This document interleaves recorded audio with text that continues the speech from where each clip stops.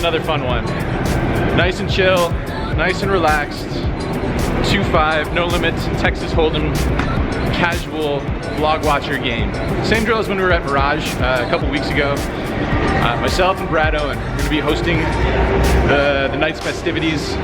So looking forward to it. Looking forward to seeing some of you guys again in person. Should be a pretty fun game. We even planned activities after the game. Plan is to go up to Skyfall Lounge after the game is over at 10 p.m. Perhaps you've heard of Skyfall Lounge on this exact vlog in a previous episode.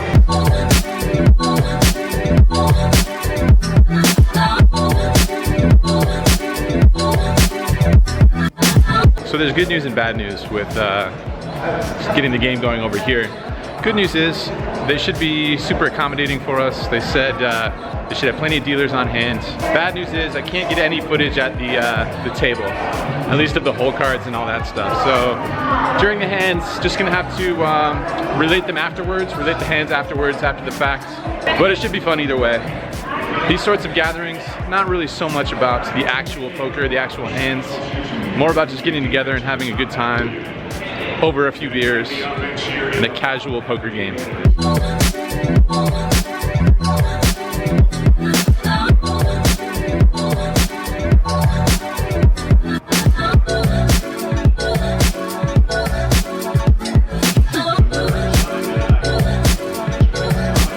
All right, so just about to hop right into it here. Brad already beat me here. He's got the first game up and running. I would assume that we're gonna get a second table going as well, but who knows? We'll see. We'll see how many fine vlog watching folks turn up to hang out and play some poker with us tonight. But just to have a chat real quick before we start, there's probably the question of why we want to do these games. The obvious reason is that it's just cool to get together and meet up with some of you guys and actually meet in person rather than talking via comments down below or messages or tweets, what have you. So it's just really cool to actually connect over a game of poker. That's the obvious reason. The second reason is because I want to try and keep a good balance, a good mix of two different approaches to poker. When I first started the vlog, there wasn't really a sort of, you know, big picture game plan or really any sort of a theme aside from, you know, grinding it out, putting in a lot of work, putting in a lot of hours, and maybe afterwards, after the game, taking in some favorite spots around Las Vegas or something of that nature.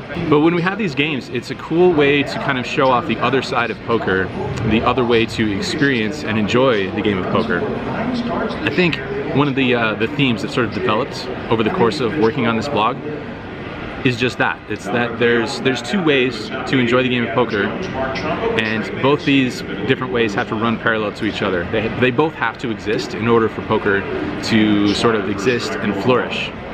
So the one way that we started off was that you can make a living playing this game. It's what I've been doing here in Las Vegas. It's paid the bills for me. If you take it seriously, you can earn a good income. If you study poker, you can improve your win rate, which obviously improves your income. And if you take it seriously enough, it can do good things for you. It can be a job. It can be an actual job, a profession. You can be a professional poker player. That's the one track that exists in poker. The second track that the vast majority of people who play the game are on is a much more casual approach and experience when they're playing poker. If I just focus on the aspect of grinding it out in poker, then that other very large percentage of the audience is disregarded, and it's a bad idea, I think, to disregard the casual poker playing audience and the casual aspect of poker. Poker can't exist without people who play the game for entertainment. And likewise, I don't think there's going to be too many new people playing the game of poker if there's no sort of enticement or opportunity to actually make money. So on one track, you have the people who are taking it very seriously, grinding out the money. On the other track, you have people that are just enjoying the game and playing it for fun. Sometimes they're going to win money. They don't really care all the time whether they win money or they don't, but they work in concert, and both of those groups have to exist. The professional players need the game to continue to grow. They need a casual player base, and the casual player base wants to see that you can actually beat this game. If you want to put the work into it, you can improve your win rate, but it's not completely necessary, and it's not the only way that you can enjoy poker. There's endless families and groups of friends that are playing home games around the kitchen table, kitchen counter poker, 5 cent, 10 cent blinds, something of that nature. That's where the vast majority of players are existing in that player pool. So this game is sort of a representation of both of those player tracks. We're all having some beers over here and just playing a casual game of poker, followed by some more beers afterwards. That's it. All right, all that being said, long speech, long story long, let's go play some poker.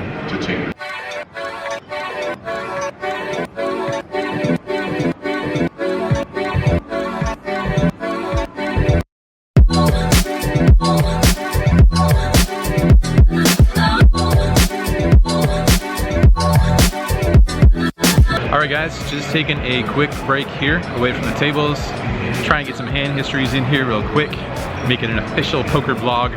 First interesting hand, under the gun opens for $15. I call with Jack 10 of clubs in the cutoff, button calls as well. So 3 ways to a flop. Flop comes Ace 10 9 with 2 spades and 1 club. Under the gun player bets $30. I make the call and the other player folds. So heads up to a turn card, which is the Queen of Clubs, which gives us an open-ended straight flush draw. This time he leads out for $80. Can't go anywhere at this point, obviously, so I go ahead and make the call. River card. Pretty favorable card. River's the king of clubs. Make a straight flush on the river. He checks it over to me. With 4 to a straight out there, I don't think I can just go nuts. I think I have to size down a little bit. So I bet $125, just looking to get that call, looking to get a little bit of value. He goes ahead and makes the call. So we flip it over, taking this one down. The old straight flush. I don't think we've made a straight flush in this vlog yet, have we? This might be the first straight flush in the vlog, if I'm remembering correctly. Next interesting hand, Brad opens from early position to 20. Player on his direct left makes the call, and I looked at 9-6 of clubs in the big blinds. Getting a pretty good price here, and I'm not looking to knit it up in this game, so I go ahead and make the call as well. Flop comes 8-8-3 with 2 clubs. I check, Brad checks. Player to his left checks as well. Turn is a 4 of spades, brings in a backdoor flush draw. Seems like nobody has too much interest in this hand, so I go ahead and lead out for 40. Brad folds, and the player on his left makes the call. Gonna need some help here on the river, and no love. Offsuit king. Seeing as I have 9 high here, I'm gonna try and take down the pot with a bet. Bet $105, and he pretty much puts 0 thought into it and makes the call. So 9 high, probably not any good here, and sure enough, he rolls over 8-7 of hearts, and there was no amount of money that I could have bet to win this hand. So only way I lose less is by checking on the river, which could have made some sense. Went for it, didn't work. Next interesting hand, I have the straddle on. There's 3 limps, and I looked down at pocket kings in the straddle. I make it 65 to go. There's an early position limper who makes the call, and the small blind calls. So 3 ways to a flop, which comes 6-5-4, 2 spades and 1 club. Small blind thinks a little bit before acting, and then he decides on leading out for $100. It seems like he was in the tank for quite some time before deciding what to do. I think we're about 800, a little over 800 effective, maybe 850. I think you could be doing this with a wide variety of hands. You could have a lot of pairs here, and the board is so wet. You could be betting to see where he's at, and then end up folding to a raise. But I think he could also go with some other hands that I can get some value from a pretty decent number of hands here as well. So I go ahead and put in a raise. I make it $315. However, the player on my left puts in a re-raise. He puts in a min raise behind me. The small blind then proceeds to jam all in.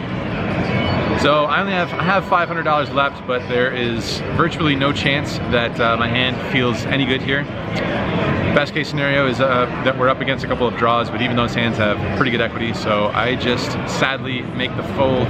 These 2 players turn over some pretty strong hands. The small blind shows ace-5 of spades for the pair plus nut flush draw.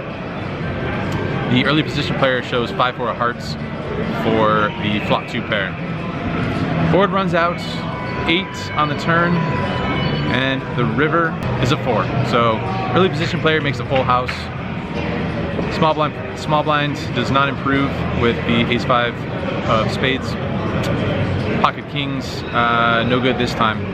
Next interesting hand, there is an early position raised to 15 coming from none other than Mr. Dorson himself, who I've mentioned previously, fellow poker blogger living here in Las Vegas. Folds over to me. I look down at pocket kings once again in the small blinds. We make a 3-bet and I make it $60 to go. Folds back to Mr. Dorson who makes the call. So heads up to a flop. Flop comes Queen 10 rag with 2 diamonds. I make a continuation bet of $75. Mr. Dorson has other ideas. He puts in a raise to $180. He's got about $400 behind. And it's pretty close. It's a pretty close spot because I do have the king of diamonds. So that eliminates some of the flush draws that he could have, some combo draws and things of that nature. Problem is we're just not that deep. So it can't be too big of a mistake to get it in here versus any sort of range, I don't think. It's gonna be a little bit awkward, I think, if I just flat call, and he's only got $400 or so behind. All those factors, along with the all-important factor of I'm just not looking to knit it up in this game. Not looking to fold pocket kings here on a queen high board, so I go ahead and jam it all in there. Mr. Dorson snap calls, which is not a very good spot. Board runs out low cards.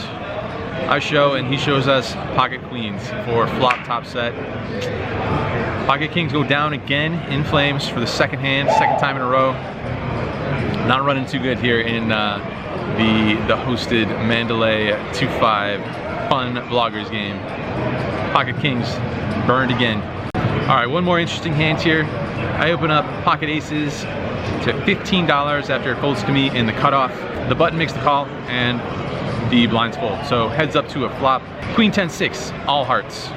No heart in my hand. So I decided to pot control it a little bit. I check it over to the button. He bets $10. Only one play here, I think, so I make the call. Turns an offsuit 4. Check it over to him again. And this time he bets $50. Playing straightforward, playing the same plan as before, just pot controlling as much as I can. I make the call. River's an offsuit 5, so it's about as good of a run out as I could have hoped for with one pair, no heart draw. I check it over to him one last time, and once again he puts out a bet of $85. Can't do too much else other than call here, especially for this price. Underwrapped my hand a lot, and just no real choice here. Got a safe run out, and it's a good price. So I make the call. He announces king high. King jack is no good here. Aces hold up, and we actually get a big pocket pair to hold up in this game for once. So we take this one down. So it's currently 9:15 in the PM. I'm gonna play for about 45 minutes more before moving this little gathering, this party, over to the Skyfall Lounge. Maybe I'll win a hand in the meantime. Stuck a lot here. Stuck a pretty hefty amount. Had a couple of other bluffs that didn't pan out. So I am really hosting the party over here. For sure stuck the most in this game so far. What can you do? Back to it.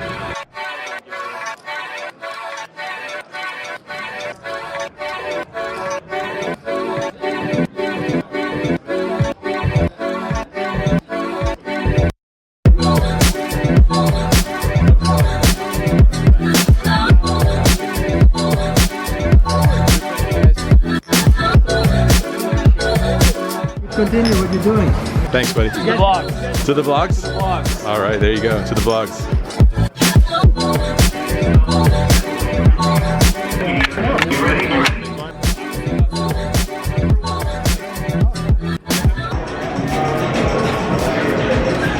All right, just wrapping up the session.